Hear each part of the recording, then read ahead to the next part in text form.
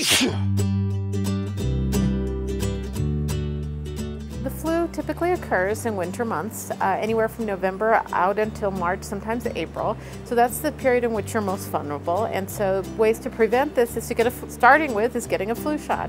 Flu shot isn't always perfect, but generally will decrease symptoms even if you do get the flu, and you're less likely to get hospitalized if you get a flu shot. And then obviously hands, washing your hands frequently, avoiding people that are sick, staying hydrated is important, and using what we call good respiratory etiquette. So if you're coughing, don't cough in your hand, cough into your armpit or to your elbow to avoid spraying it on everybody else.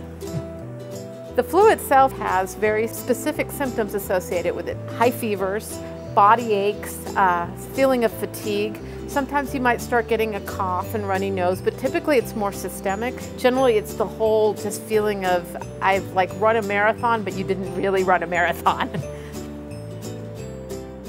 Hand hygiene, again, is really, really important in terms of how this is spread, because it's spread through droplets. So when you cough and that little spittle that comes out and then lands on things, if you touch that and then touch you, then you're likely to get the flu.